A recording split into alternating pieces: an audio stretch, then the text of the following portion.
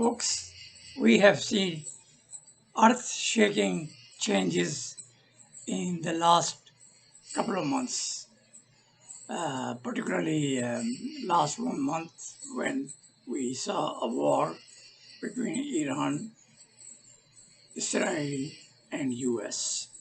And they together have decimated the whole country. The country is almost no more because its vital installations have been hit. His economic capability is totally destroyed, and now Iran has no choice but to surrender. They can surrender either nicely or with honor, whatever is left, or they will definitely suffer much more bad consequences.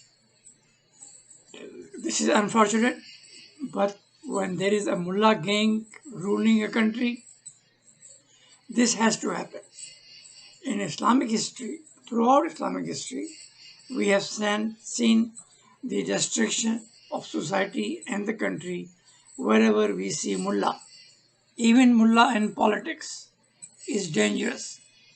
And if we read the history or know the history, we will know that these mullahs have always been the reason to destroy Muslim control of an area or their own country. Interfighting and the destruction of every established norm, principle, or honor, whatever you call it, is impossible when a mullah is in control. What Iranian mullah did in Iran is really the biggest tragedy of Muslim society or Muslim history, if you call it one.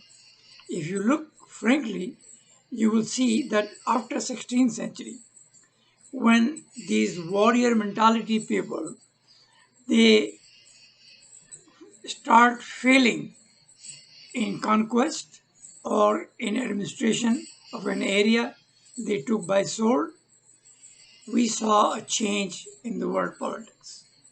We saw the destruction of Mughal Empire, we saw the destruction of other empires, Ottoman empires, because they were all infested by the shit of religion. The religion basically makes your mind half blank. When you have religion in your head, then your thinking capability and rationalizing capability is no more. You always want to make sure whatever Quran says is right and whatever Allah and Muhammad said is perfect, and that's what we need to follow. And every powerful, every corrupt, every king has used religion to continue its power.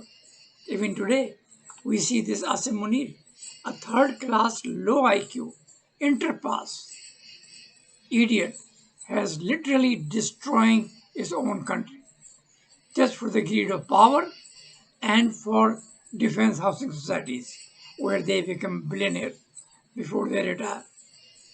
No country you will see this kind of situation. I mean, if you go look at the national security meeting or any international meeting done in India or in the US or Europe or civilized country, Australia, you will see the civilians in control. Military is answerable to them. Mostly military is not even present. The major policies are always created by civilians, run by civilians, and protected by civilians. Wherever there is a military journal, you will only see corruption, you will only see stupidity, and you will only see the destruction of institutions. Institutions are the main thing in any country, in any society. Society, if it has a discipline, will not have what you call a house caretaker or chokidar, we call it in our language, control your home. But in case of Pakistan, every damn shit has happened. and more shit is coming because the journals will never allow any civilian rule to prosper. We have seen in Pakistan, whenever some civilian start doing better, they do conspiracy and then they change the government. They either put him in jail and all that bullshit. I mean, for last 70 years, they have destroyed the civilian control and civilian supremacy. Because the civilians are the only one who are street smart, who live with the people, among the people, and know their problems and try to solve it. Military, the only thing they take a gun out and they say, okay, do this, like as if they're Allah. Like Sufi says, Allah says, kun, and it happens. This stupidity is borrowed in Muslims by Christians who used to say that God has a magic wand and he can just use it and things happen. Countries can happen, mountain can be created and all that nonsense. But the last two years back, I think the Pope, he openly accepted that God has no magic wand. But the Muslims still believe that Allah said kun and it will happen. Without knowing who created Allah. I mean, the people who created Allah, they were the dumbest. They only wanted power. They only wanted to use Allah's name to conquer and do imperialist aims. Like from 7th century. All these 4 caliphs and the caliphs after that, all they were doing it using poor people in the name of jihad, fi sabilillah. And they were using them and they give them some ideas in the mind that if you die, you get 72 big-breasted houris and you have free milk and free honey. That's the only 2 things they used to eat over there. They never said you get free mangoes. They never said you get free garam masala from India and you can cook better. Because whatever they had dates, they had milk, and somewhere they found the honey and that was their food. But then when they came power, they got everything for free. And they used poor mujahids, poor Arabs, poor non-Arabs, converted Muslims to die for them and then created the Umayyad Caliphate, and then after came the Abbasid Caliphate, and then the first 4 caliphs, and all they did is got the land, got free money, hundreds and thousands of people taken as slave. I mean, the ideology of Islam was that when you conquer an area or a country, everything over there is yours. So they will bring slaves in hundreds and thousands, and the women will go in the harem of these people who are in power, and they will have fun of their life. Not even a single word was done for average person. Not even any human right was allowed back then. It was an absolute barbarism. But coming back to Iran, I would say the mullahs have the same idea. Like this Khomeini, he came 47 years ago maybe, or maybe more. And then he said, this is Walayat Ali. This is the country of Ali. And because Ali is the caliph forever, and I am from Ali's family, I will be in power forever. That is what actually Islam does. That's what Muhammad said. And Ali, I don't know, because Ali had very little time. He was not that smart. But later on, the Shias, who took Ali as their savior, in comparison with Muhammad, who created Sunni Islam, the Shias took Ali and then built their religion around him.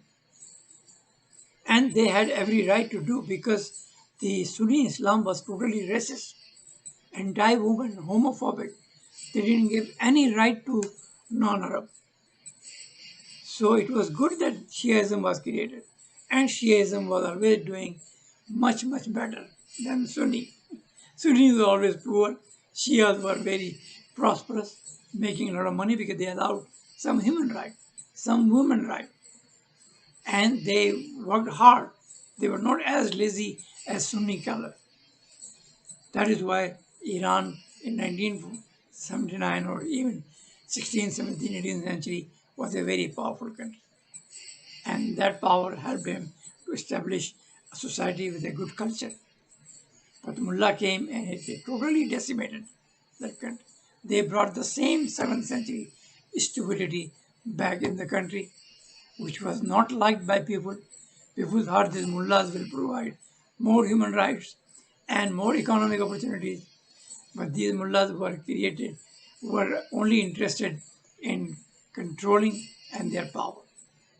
And they totally, I would say, killed Iranians mercilessly in hundreds and thousands in the name of that these people are against Allah and against our power. So just eliminate them. More than 10,000 people were killed by Khomeini.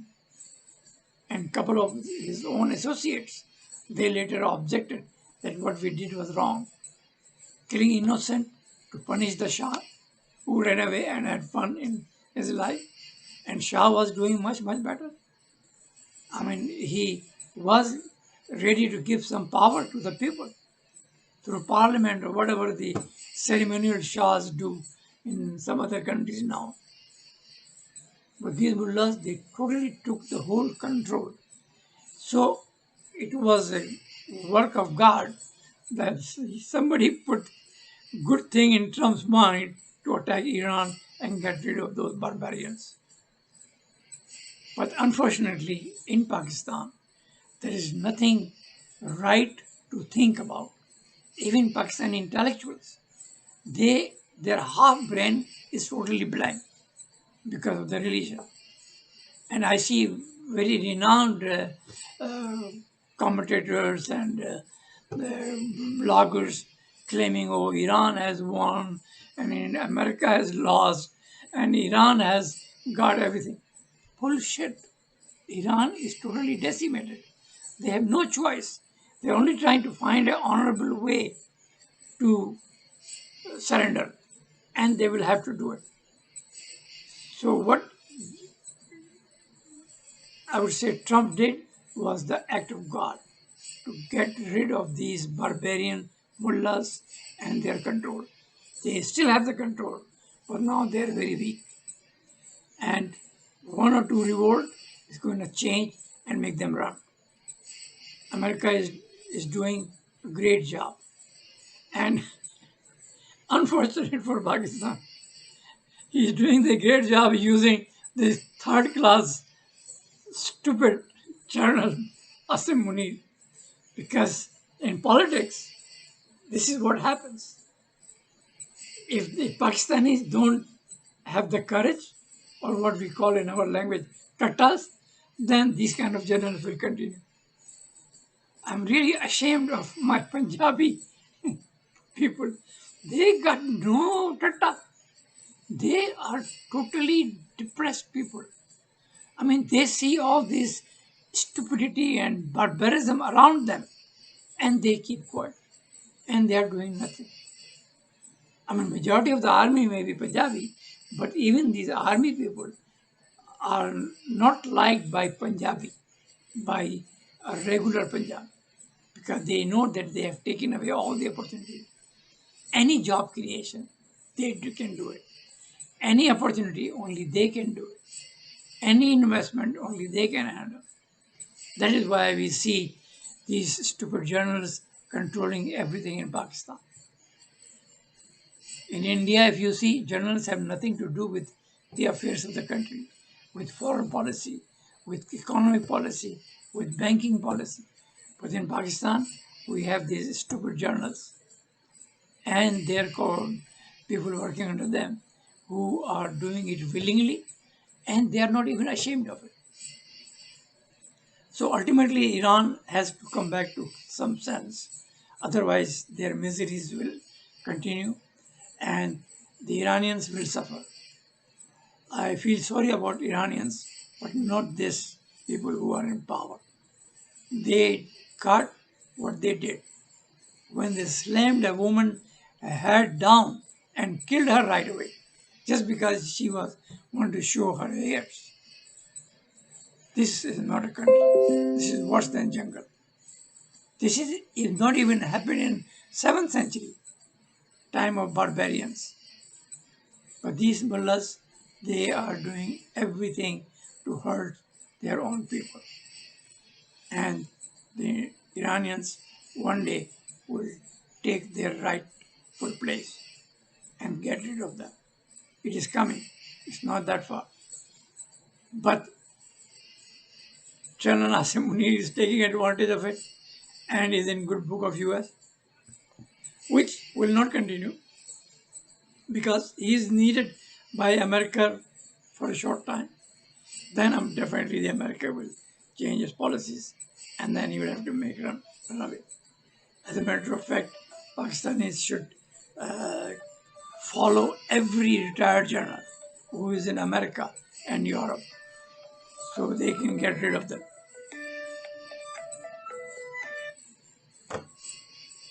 So my main point is that the times are tough, very tough for Pakistanis, tough for Iranians, even some implications on Arabs who are really behind all this shit of religion, and they have used religion to become billionaires from the innocence and stupidity of Pakistanis and other Muslims living outside without knowing that everything in Saudi Arabia is fake. It's all homemade. Mecca was not built by Abraham. Allah never existed until the 7th century when they thought, okay, we have been creating all kind of Allahs, so let's create one more. But that Allah is totally anti-Pakistan. That Allah is destroying Pakistan. Muhammad Bhai is the reason why we have so many mullahs. Because Muhammad was a mullah and everybody wanted to become a mullah. Because they get free money, free women, free food, and they can force their respect. Now the laws which we have made in Pakistan under Islam, they are the worst laws ever made in this world. Because Islam has no human right. It only is for powerful and for corrupt. That is why we see this Asim Munir reciting Quran, which he don't understand. Because there is nothing in Quran to understand. Quran is just a hodgepodge dialogues. Telling people, oh, we will do this and we can do this. Nothing to it. Everything is being done by people. And they are using Quran to use innocent, poor people to die for them. Every Muslim empire has been created on these principles. And when the empire is created or power is established until like 16th century, then they will have fun. They will have all kind of entertainment for themselves. If you see, even there are a lot of sketches. You can see what Arabs were doing during the time of Caliphs and Umayyads and Abbasids. How much fun they were having, while the poor were dying for them. For poor, they say, you pray and ask for Allah's forgiveness. And when you die, you will get free huris, free food, free this, all that nonsense. Because they didn't want to give any rights to people. They don't want to give any opportunity to poor. And we have seen, if in a modern society, if you give opportunities to poor, give them some respect and give them some resources, they can become good, rich people, like in US. I mean, we have seen a person who was doing boot polish, Lyndon B. Johnson, became the president. Barack Obama, who was nothing, from a minority, became a president 2 times. And there are so many stories of success in a civilized world, like America, Europe, UK, Australia, and all that. And all does not involve any God. These are the opportunities and rights provided by the government, which is missing in Muslim world. Muslim world think Allah has installed us like this stupid barbarian General Asim Munir thinks that Allah has given him the power. Really? I mean, what kind of Allah will give job to this third class, low IQ, stupid guy who don't know ABCD, how the country should run? And the country give him, spend money and stay poor to give them guns and status. And now they are using the same thing what 7th century people were using poor to die for them and manipulating the country. I mean, this is really unbelievable. The history will tell us, I don't know what words the historian will use, but they will say there was a stupid nation, and among them was a stupid group of Punjabis who never rise for their right, who never thought they have more right than military, who never thought their kids should have the opportunity like military kids have. They just stay quiet, subdued, and wasted their life. And on top of that, we have so many Punjabi intellectuals who are supporting military, and now almost 90% of them are supporting Iran. I mean, talking nonsense about US, the country which is like a heaven in this world. More than 200 countries have representation in this country. From Somalia, Eritrea, from South Africa, from Antarctica, whatever, you find all kind of people living peacefully under rule of law and becoming prosperous. While we don't provide opportunity in our own country. That's why Pakistan is number one, in where the educated people are migrating.